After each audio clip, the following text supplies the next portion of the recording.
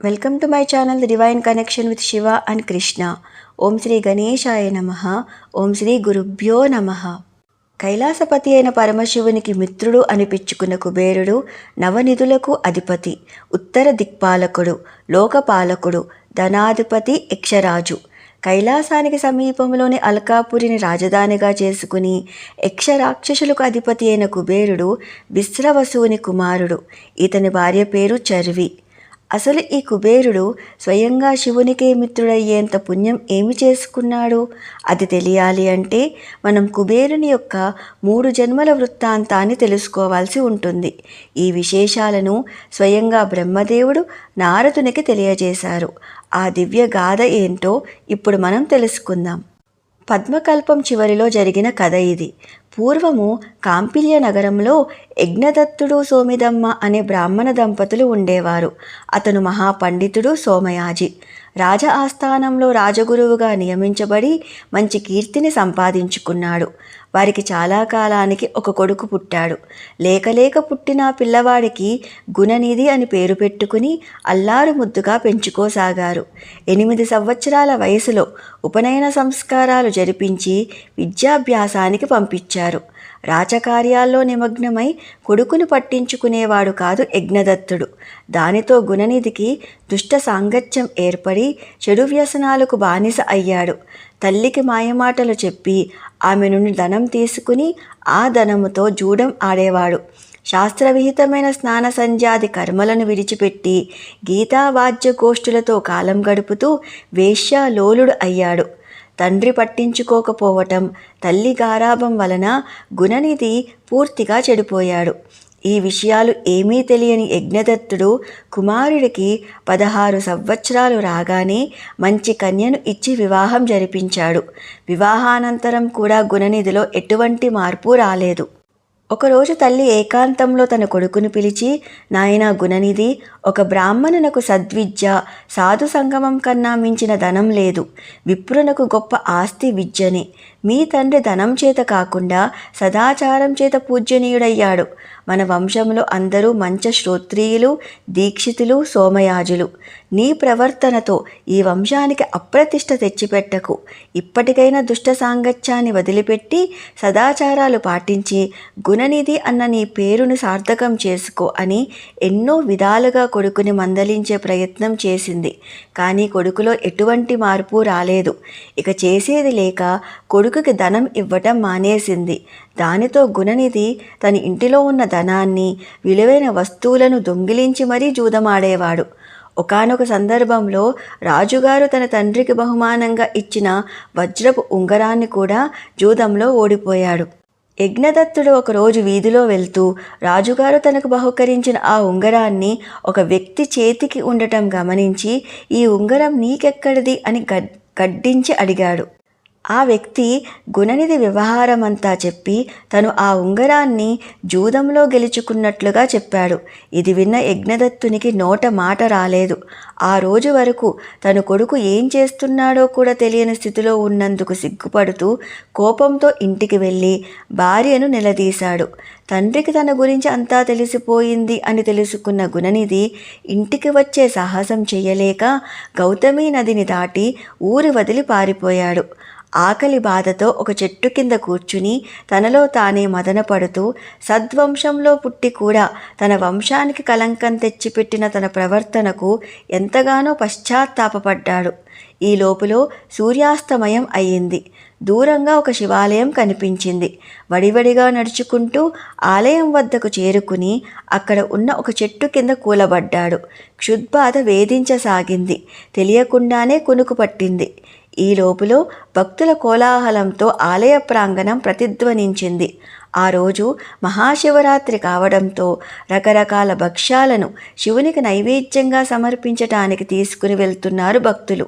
వారితో పాటు వెళ్తే పూజానంతరం తనకు కూడా ప్రసాదం పెడతారేమోనన్న ఆశతో వారి వెంట శివాలయంలోకి వెళ్ళి గర్భగుడి ద్వారం వద్ద ఒక భక్తునిగా వారితో పాటు హరహర మహాదేవ శంభో శంకర అంటూ శివనామస్మరణ చేస్తూ కూర్చున్నాడు. ఆ శివభక్తులు శివాలయంలో శివారాధన చేసి తెచ్చిన వంటకాలు శివుడికి నివేదించి నృత్య గీతాలతో నటరాజుని సేవించి అలసిపోయి అక్కడే శయనించారు. గుణనిధి అంతవరకు ద్వారం వద్దనే ఉండి శివభక్తులు చేసిన శివారాధన అంతా చూశాడు. అంతా నిద్రలోకి జారుకున్నాక స్వామికి పెట్టిన ప్రసాదాలు తినాలని గర్భగుడిలోకి వెళ్ళాడు. లోపల దీపం వత్తి కాలిపోయి వెలుగు తగ్గింది. భక్ష్యాలు సరిగ్గా కనిపించటం లేదు. అందుకని గుణనిధి తన ఉత్తరీయాన్ని చించి వత్తిగా చేసి ప్రమిదిలో పెట్టి వెలిగించాడు. గర్భగుడి అంతా వెలుగుతో వ్యాపించింది. ఆ వెలుతురులో ప్రసాద పాత్రలు కనిపించేసరికి ఆనందంతో వాటిని తీసుకుని బయటికి నడుస్తూ ఉండగా గుడిలో నిద్రిస్తున్న ఒక భక్తుని కాలు తగిలి నందీశ్వరుని మీద పడి తల పగిలి చనిపోయాడు. యమదూతలు వచ్చి గుణనిధి ఆత్మను యమపాశంతో బంధించి యమలోకానికి తీసుకుని వెళ్ళబోతే చేతిలో త్రిశూలంతో శివగణాలు వచ్చి యమదూతలను ఆపి, యమకింకరులారా, ఈరోజు మహాశివరాత్రి పర్వదినం. తెలియకుండానే ఊరు నుండి పారిపోతూ పవిత్రమైన గౌతమి స్నానం చేశాడు. తిండి దొరకక రోజంతా ఉపవాసంతో గడిపాడు. భక్తులతో శివనామస్మరణ చేస్తూ జాగరణ చేశాడు. గర్భగుడిలో దీపం వెలిగించాడు. శివలింగాన్ని దర్శించాడు. దానివలన వీడు చేసిన పాపాలన్నీ పటాపంచులయ్యి వీనికి కైలాస ప్రాప్తి లభించింది అని చెప్పి గుణనిధి ఆత్మను తమతో పాటు కైలాసానికి తీసుకుని వెళ్ళిపోయారు. అందుకనే జన్మకొక శివరాత్రి అంటారు పెద్దలు. ఈ విధంగా కైలాస ప్రాప్తి పొందిన గుణనిధి శివగణాలతో కలిసి కైలాసం చేరుకుని శివపార్వతులను చక్కగా సేవించుకున్నాడు. కొంతకాలానికి గుణనిధి అరిందముడు అనే కళింగరాజుకి దమనుడు అనే కుమారుడిగా జన్మించాడు. పూర్వజన్మ సుకృతం చేత చిన్నతనం నుండి శివభక్తి అలవడింది. దమనుడు తండ్రి తరువాత ఆ దేశానికి రాజయ్యాడు. పూర్వజన్మలో శివరాత్రి నాడు శివుని ముందు దీపం వెలిగించటం వలన అతనికి పూర్వజన్మ సంగతులు గుర్తున్నాయి. ఆ సంస్కారం చేత దమనుడు మహాశివభక్తుడై నిత్యం శివార్చనలోనే గడిపేవాడు. అనేక శివాలయాలను నిర్మించాడు. ప్రతి మాస శివరాత్రి నాడు, మహాశివరాత్రి నాడు శివాలయాలన్నిటిలో దీపాలు వెలిగించే ఏర్పాట్లు చేయటం, దీపదానాలు చేయటం, శివపూజలు జరిపించటం లాంటి ఎన్నో కార్యక్రమాలు చేసేవాడు. చాలా కాలం ప్రజారంజకంగా దేశాన్ని పాలించి పూర్ణ జీవితాన్ని అనుభవించి స్వర్గస్థుడయ్యాడు. పద్మకల్పం పూర్తయి మేఘవాహన కల్పం ప్రారంభమయ్యింది. ఆ కల్పంలో ఈసారి అపూర్వమైన మరొక జన్మ ఎత్తాడు. ఏకంగా బ్రహ్మదేవుని మనమడు, పులస్య ప్రజాపతికి కుమారుడైన విశ్రవసువు ఇలబిల దంపతులకు పుత్రుడై జన్మించాడు. విశ్రవసువుని కుమారుడు కాబట్టి వైశ్రవణుడు, ఇలబిల కుమారుడు కాబట్టి ఐలబిలుడు అయ్యాడు. అద్భుతమైన బంగారు మేనుఛాయతో జన్మించాడు. అతనికి ఈశ్వరానుగ్రహం చేత పూర్వజన్మ స్మృతి ఉండటం వలన తండ్రి అనుమతి తీసుకుని కాశీక్షేత్రానికి చేరుకుని అక్కడ తన పేరు మీద యక్షేశ్వర లింగాన్ని ప్రతిష్ఠించి అచంచలమైన భక్తితో పరమేశ్వరుని కోసం 1000 సంవత్సరాల పాటు కఠోర తపస్సు ఆచరించాడు. అతని తపస్సుకు ప్రీతి చెందిన విశ్వేశ్వరుడు విశాలాక్షి సమేతంగా ప్రత్యక్షమయ్యాడు.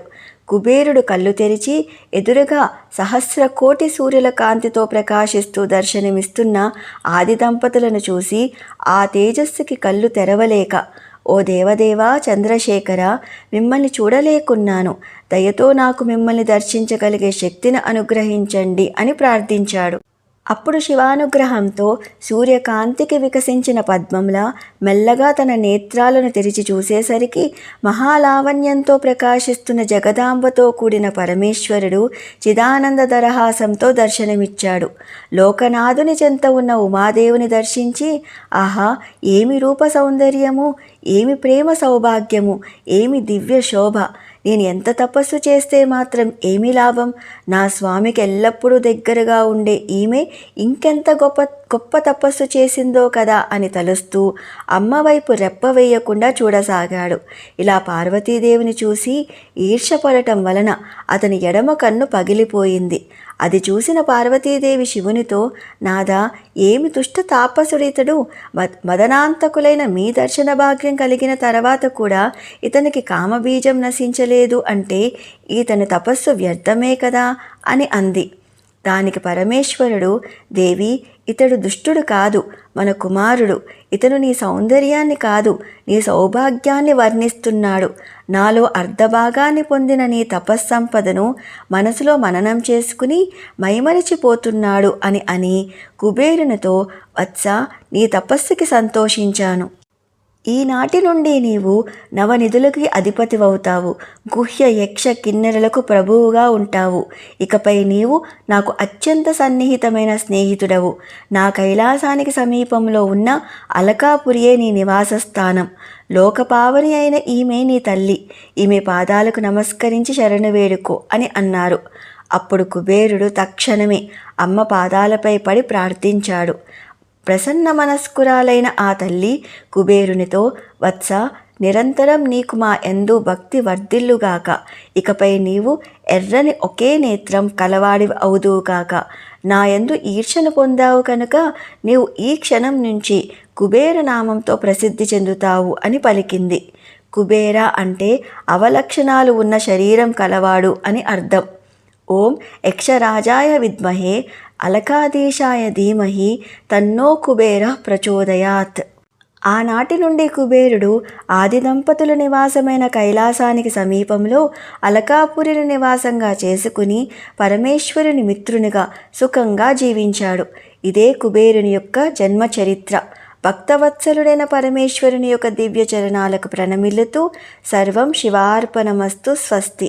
Thanks for watching. నా వీడియోస్ కనుక మీకు నచ్చినట్టయితే please do like, share and subscribe. నా తదుపరి వీడియోస్ నోటిఫికేషన్స్ కోసం పక్కనే ఉన్న బెల్ ఐకాన్ని ప్రెస్ చేయటం మర్చిపోకండి. ఇంకొక దివ్యమైన భగవత్ కథతో త్వరలోనే మళ్ళీ